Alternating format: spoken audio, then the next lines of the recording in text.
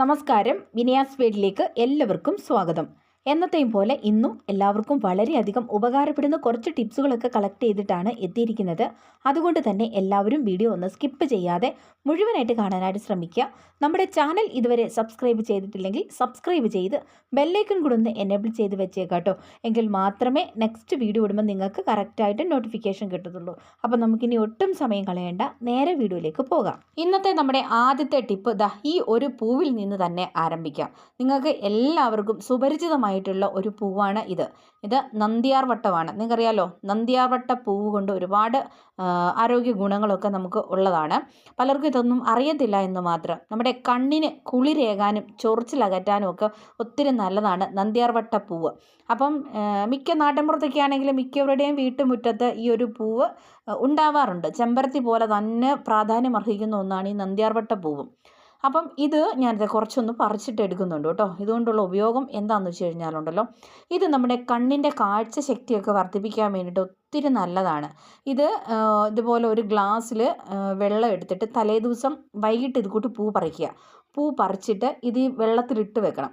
ഇതുപോലെ ഒരു ഗ്ലാസ്സിൽ വെള്ളം എടുത്തിട്ട് ഇങ്ങനെ വെള്ളത്തിലിട്ട് വെക്കുക. എന്നിട്ട് ഒരു രാത്രി മുഴുവനും ഈ പൂവ് ഈ ഗ്ലാസ്സിലെ വെള്ളത്തിൽ കിടക്കണം. എന്നിട്ട് രാവിലെ എണീറ്റ് നമ്മൾ ആ വരുന്ന വഴിക്ക് തന്നെ ഈ വെള്ളം എടുത്തിട്ട് നമ്മുടെ മുഖം കഴുകണം. മുഖവും കണ്ണും ഒക്കെ കഴുകണം.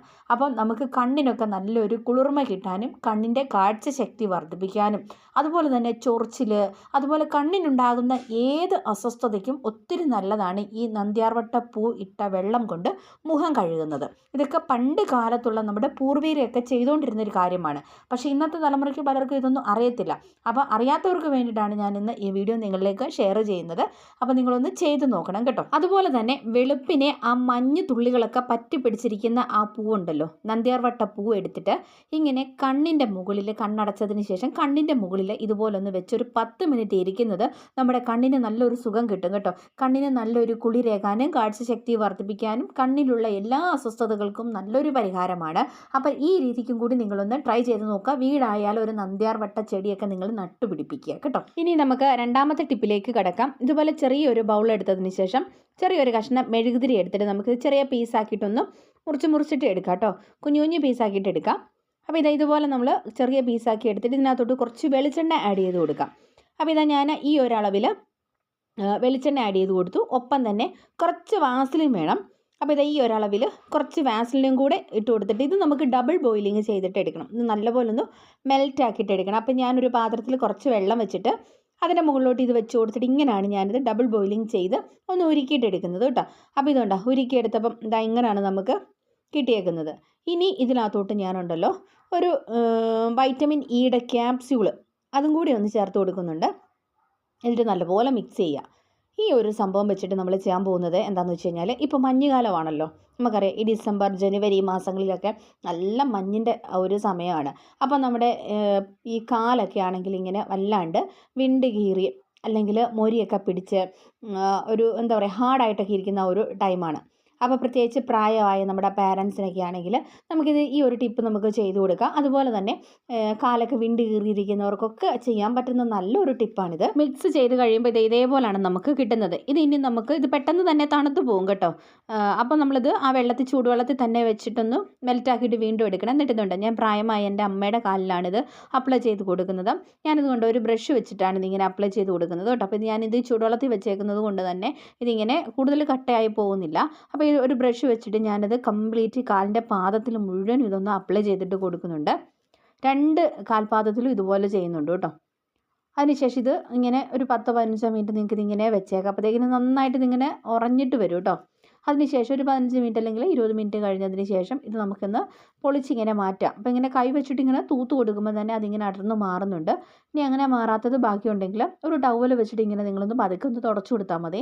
അപ്പോൾ തന്നെ നമുക്കിത് കംപ്ലീറ്റ് ഇങ്ങനെ മാറി കിട്ടും. ഒപ്പം തന്നെ നമ്മുടെ ഈ കാല് നല്ല സോഫ്റ്റ് ആകും. ഡെത്ത് സ്കിന്നൊക്കെ ഉണ്ടെങ്കിൽ അതെല്ലാം മാറിപ്പോകും. എന്നിട്ട് നല്ല സോഫ്റ്റ് ആയിട്ടിട്ട് ഇരിക്കും കേട്ടോ. അപ്പോൾ ഇങ്ങനെ നിങ്ങൾ ഇടയ്ക്കൊക്കെ ഒന്ന് ചെയ്ത് കൊടുക്കുന്നത് വളരെ നന്നായിരിക്കും. പ്രത്യേകിച്ച് മഞ്ഞുകാലത്ത് കാലൊക്കെ വിണ്ട് കീറിയിട്ട് മുരിയൊക്കെ പിടിച്ചിരിക്കുന്നവരുടെ കാലിൽ ഈ ഒരു ടിപ്പ് ചെയ്യുന്നത് തന്നെ സ്കിന്ന് വളരെ സോഫ്റ്റ് ആകാനും ഡെഡ് സ്കിന്നൊക്കെ ഉണ്ടെങ്കിൽ അതൊക്കെ റിമൂവ് ആയി പോകാനും ഇടയായിത്തീരും. അപ്പോൾ ഈ രീതിക്ക് നിങ്ങളൊന്ന് ട്രൈ ചെയ്തിട്ട് നോക്കാനായിട്ട് മറക്കല്ലേ. ഇനി അടുത്ത ടിപ്പിന് വേണ്ടിയിട്ട് ഞാനൊരു മിക്സിയുടെ ജാർ എടുത്തിട്ടുണ്ട്. എന്നിട്ട് ഇതിലോട്ട് 2 കപ്പ് ഗോതമ്പ് പൊടിയും 1/4 കപ്പോളം റവയും കൂടി ഇട്ട് കൊടുക്കുന്നുണ്ട്. നിങ്ങൾക്ക് അരിപ്പൊടി ഉണ്ടെങ്കിൽ അരിപ്പൊടി എടുക്കാം കേട്ടോ. ഞാനിപ്പോൾ ഇത് രണ്ടും കൂടെ മിക്സ് ചെയ്തിട്ടാണ് എടുക്കുന്നത്. ഇത് നമ്മൾ ചെയ്യാൻ പോകുന്നത് എന്താണെന്ന് വെച്ച് കഴിഞ്ഞാൽ ഉണ്ടല്ലോ, ഒരു വീട്ടിലേക്കുള്ള പുട്ട് നമ്മൾ ഒറ്റയടിക്ക് ഉണ്ടാക്കാൻ പോവാണ്. പുട്ട് സാധാരണ നമ്മൾ പുട്ട് കുറ്റിക്കകത്ത് ഓരോ കുറ്റിയല്ലേ ഉണ്ടാക്കുന്നത്. എന്നാൽ ഇനി അങ്ങനെ മെനക്കെടേണ്ട ആവശ്യമില്ല, നമുക്ക് വളരെ ഈസി ആയിട്ട് ഉണ്ടാക്കാം കേട്ടോ. അപ്പം ഞാൻ ആവശ്യത്തിന് ഉപ്പ് ചേർത്ത് കൊടുത്തു. ഇനി വെള്ളം കൂടെ ആവശ്യത്തിന് ഒഴിച്ചു കൊടുത്തിട്ട് ഒന്ന് കറക്കിയെടുക്കാൻ പോവാണ്. അപ്പോഴേക്കും നമുക്ക് പുട്ടിനുള്ള പൊടി നല്ല ഈസി ആയിട്ട് നനച്ചെടുക്കാൻ വേണ്ടിയിട്ട് പറ്റും. കൈ വെച്ചിട്ട് ഇങ്ങനെ കുഴച്ചെടുക്കുന്നതിനേക്കാളും ഒത്തിരി എളുപ്പമുണ്ട് ഈ ഒരു പരിപാടി. അപ്പോൾ ഇതുകൊണ്ടാ, ഇതിപ്പോൾ നമുക്ക് ഈ രീതിക്ക് പുട്ടുപൊടി ഒറ്റ കറക്കുകൊണ്ട് ഇങ്ങനെ നമുക്ക് ചെയ്യാൻ പറ്റി. ഇനി ഞാനിത് ചെയ്യാൻ പോകുന്നത് എന്താണെന്ന് വെച്ച് കഴിഞ്ഞാലുണ്ടല്ലോ, നമ്മുടെ അപ്പച്ചെമ്പിൽ വെള്ളം ഒഴിച്ചു, അതിൻ്റെ തട്ടും കൂടെ എടുത്തു വെച്ചു. എന്നിട്ട് കുറച്ച് തേങ്ങ ആദ്യം ഒന്ന് ഇങ്ങനെ ഒന്ന് ഇട്ട് കൊടുക്കുന്നുണ്ട്. എന്നിട്ട് നമ്മൾ റെഡിയാക്കി വെച്ചിരിക്കുന്ന ഈ പൊടിയെ ഇതിലേക്ക് ഇട്ട് കൊടുക്കുകയാണ്. അപ്പോൾ നമ്മൾ ഓരോ പുട്ടല്ല പുഴുങ്ങുന്നത്. എന്ന് വെച്ച് കഴിഞ്ഞാൽ പുട്ടിൻ്റെ അതേ ടേസ്റ്റ് തന്നെയാണ്, പുട്ട് തന്നെയാണ്. ഇതിങ്ങനെ നമ്മൾ പൊടിയെല്ലാം കൂടെ ഇങ്ങനെ ഇട്ട് കൊടുത്തതിന് ശേഷം മുകളിൽ കുറച്ചുകൂടി തേങ്ങ വേണമെങ്കിൽ നിങ്ങൾക്ക് വിതറി കൊടുക്കാം. അതിനുശേഷം നമ്മളിത് അടച്ചു വെച്ച് ആവി കയറ്റി എടുക്കുകയാണ്. അപ്പോൾ ഈ ഒരൊറ്റ പരിപാടി കൊണ്ട് തന്നെ നമുക്ക് പുട്ട്, ഒരു വീട്ടിലോട്ടുള്ള എത്ര പേരുണ്ട് അത്രയും പേർക്കുള്ള പുട്ട് നമുക്ക് റെഡിയാക്കി എടുക്കാൻ പറ്റും. ഓരോ കുറ്റി സമയം നമുക്ക് നഷ്ടമായി പോകത്തില്ല. അപ്പോൾ ഇതിന് ഞങ്ങളിങ്ങനെ കോട്ടയം സൈഡിലൊക്കെ ഇതിന് ഉതിരി പുഴുങ്ങിയെടുക്കുക എന്നുള്ളതാണ് പറയുന്നത്. ഇനി നിങ്ങളുടെയൊക്കെ നാട്ടിൽ എങ്ങനെയാണ് പറയുക എന്നുള്ളതൊന്ന് കമൻറ്റുകളായിട്ടൊന്ന് അറിയിച്ചാൽ വളരെ നന്നായിരിക്കും. കോട്ടയത്ത് ഇതിന് ഉതിരി പുഴുങ്ങിയെടുക്കുക എന്നാണ് പറയുന്നത് കേട്ടോ. അപ്പോൾ വേണ്ട പുട്ടും പഴവും, അതായത് ഉതിരി പുഴുങ്ങിയതും പഴവും. ഇനി ഇങ്ങനെ ഉണ്ടാക്കി കഴിച്ച് നോക്കാത്തവരൊക്കെ ഒന്ന് ട്രൈ ചെയ്ത് നോക്കിയിട്ട് നിങ്ങളുടെ അഭിപ്രായമൊക്കെ ഒന്ന് പറയണേ. ഇനി അടുത്ത ടിപ്പിന് വേണ്ടിയിട്ട് ഞാൻ 2 ചിരട്ട ഒന്ന് കത്തിച്ചെടുക്കുന്നുണ്ട്. അപ്പോൾ അതൊരു പഴയ ചട്ടിലോട്ട് വെച്ചിട്ടാണ് കത്തിച്ചെടുക്കുന്നത്. നമുക്ക് ഇതിൻ്റെ കരി ആവശ്യമുണ്ട്.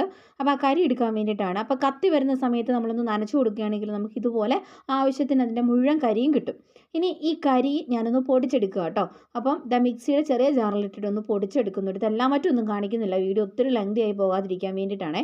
അപ്പോൾ അങ്ങനെ ഞാൻ പൊടിച്ചെടുത്ത ആ ഒരു കരിയാണ് കേട്ടോ ഇത് ഞാനൊരു പാത്രത്തിലോട്ട് കുറച്ചൊന്ന് എടുക്കുന്നുണ്ട്.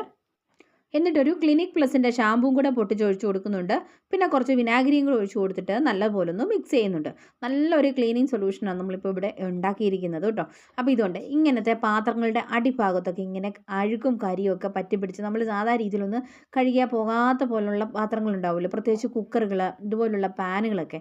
അപ്പോൾ ഇത് നമുക്ക് അനായാസം ക്ലീൻ ചെയ്യാൻ വേണ്ടിയിട്ട് പറ്റും കേട്ടോ. അപ്പോൾ ഞാൻ ഈ പാനിലേക്ക് ഇതുപോലെ നന്നായിട്ടൊന്ന് അപ്ലൈ ചെയ്ത് കൊടുത്തിട്ട് ഒരു അരമണിക്കൂർ ഒന്ന് റെസ്റ്റ് ചെയ്യാൻ വേണ്ടിയിട്ട് വെക്കുന്നുണ്ട്. ഉണങ്ങി കഴിയുമ്പം കണ്ടോ, കൈ വെച്ചിട്ട് ചുമ്മാ ഇങ്ങനെ തൂത്ത് കൊടുക്കുമ്പോൾ തന്നെ എന്നെ അടിപൊളിയായിട്ടാണ് ക്ലീനായി കിട്ടുന്നതെന്ന് നോക്കിക്കേ. അപ്പോൾ ഇങ്ങനെ നിങ്ങളുടെ കുക്കറുകൾ, പഴയ പാത്രങ്ങളൊക്കെ നല്ല അടിപൊളിയായിട്ട് നമുക്ക് ക്ലീനാക്കി എടുക്കാൻ വേണ്ടിയിട്ട് പറ്റും കേട്ടോ. അപ്പോൾ ഇങ്ങനെ കുറച്ച് കരിയൊക്കെ ഉണ്ടാക്കി വെക്കുകയാണെങ്കിൽ നിങ്ങൾക്ക് ഇതുപോലുള്ള പാത്രങ്ങളൊക്കെ കഴുകാൻ വേണ്ടിയിട്ട് എളുപ്പമായിരിക്കും. ഇനി നമ്മുടെ ലാസ്റ്റത്തെ ടിപ്പാണേ. 2 ടേബിൾ സ്പൂൺ തേങ്ങ ചിരകിയത് ഇവിടെ എടുത്തിട്ടുണ്ട്. ഇനി നമുക്ക് ഇതിൻ്റെ പാല് പിഴിഞ്ഞിട്ട് എടുക്കണം. അപ്പോൾ അല്പം വെള്ളം ഒന്ന് ചേർത്ത് കൊടുത്തിട്ട് നല്ലതുപോലെ ഞെക്കി പിഴിഞ്ഞ് നമുക്ക് ഈ ഒരു തേങ്ങയുടെ പാലെടുക്കാം. അപ്പോൾ ഇതാ 2 ടേബിൾ സ്പൂൺ തേങ്ങയുടെ പാൽ ഇത്രയുണ്ട്. ഇനി ഇതിലോട്ട് ഞാൻ അരമുറി നാരങ്ങയുടെ നീരും കൂടെ ചേർത്ത് കൊടുക്കുന്നുണ്ട് കേട്ടോ. അപ്പം നാരങ്ങ പിഴിഞ്ഞ് ഒഴിച്ച് കൊടുക്കുക. എന്നിട്ട് നല്ലതുപോലെ ഒന്ന് മിക്സ് ചെയ്യുക. ഇനി ഞാനിതൊരു സ്പ്രേ ബോട്ടിലേക്ക് ഒന്ന് മാറ്റി കൊടുക്കുക. ഇതെന്തിനാണെന്ന് വെച്ച് കഴിഞ്ഞാൽ ഉണ്ടല്ലോ, നമ്മുടെ മുടിക്ക് ഏറ്റവും നല്ലതാണ് തേങ്ങാപ്പാൽ. ഈ തേങ്ങാപ്പാൽ നാരങ്ങ കൂട്ട് നമ്മുടെ മുടി ഇഴകളിൽ നന്നായിട്ട് നമുക്കൊന്ന് സ്പ്രേ ചെയ്തിട്ട് കൊടുക്കാം. എന്നിട്ട് നന്നായിട്ടൊന്ന് മസാജ് ചെയ്യണം കേട്ടോ. അപ്പം തലയോട്ടിയിലും അതുപോലെ തന്നെ മുടി ഇഴകളിലെല്ലാം നമുക്കിത് സ്പ്രേ ചെയ്തിട്ട് കൊടുക്കാം. ഇങ്ങനെ നമ്മൾ ചെയ്ത് ഒരു 10 മിനിറ്റ് ഇങ്ങനെ വെച്ചതിന് ശേഷം നമ്മൾ ചുമ്മാ ഒന്ന് വാഷ് ചെയ്താൽ മാത്രം മതി. നമ്മുടെ മുടി നല്ല സിൽക്കി ഷൈനി ആയിട്ടിട്ട് കിടക്കും. അതുപോലെ താരനുണ്ടെങ്കിൽ താരനൊക്കെ നല്ലതുപോലെ പോവും കേട്ടോ. ഇത് ആഴ്ചയിൽ 1 ചെയ്താൽ മതി. അങ്ങനെ നിങ്ങൾ 1 മാസം ചെയ്യുമ്പോൾ തന്നെ നിങ്ങൾക്ക് ആ മുടിയുടെ വ്യത്യാസം മനസ്സിലാക്കാൻ വേണ്ടിയിട്ട് പറ്റും കേട്ടോ. നല്ല സോഫ്റ്റ് ആയിരിക്കും മുടി സമൃദ്ധിയായിട്ട് വളരുകയും ചെയ്യും. അപ്പോൾ ഈ രീതിക്ക് നിങ്ങളൊന്ന് ചെയ്ത് നോക്കുക കേട്ടോ. ഞാൻ മിക്കവാറും ചെയ്യുന്നതാണ്. നല്ല സിൽക്കി സോഫ്റ്റ് നല്ല ബ്ലാക്ക് കളറുള്ള മുടി നമുക്ക് കിട്ടുകയും ചെയ്യും. അപ്പോൾ എല്ലാവരും ഇതൊന്ന് ട്രൈ ചെയ്തിട്ട് നോക്കുക. എന്നിട്ട് നിങ്ങളുടെ അഭിപ്രായങ്ങളും നിർദ്ദേശങ്ങളും ഒക്കെ അറിയിക്കാനായിട്ട് മറക്കരുത് കേട്ടോ. അപ്പോൾ ഇതുപോലെ നല്ല നല്ല വീഡിയോസൊക്കെ ആയിട്ട് നമുക്ക് വീണ്ടും കാണാം. അതുവരെ എല്ലാവർക്കും താങ്ക്സ് ഫോർ വാച്ചിങ്.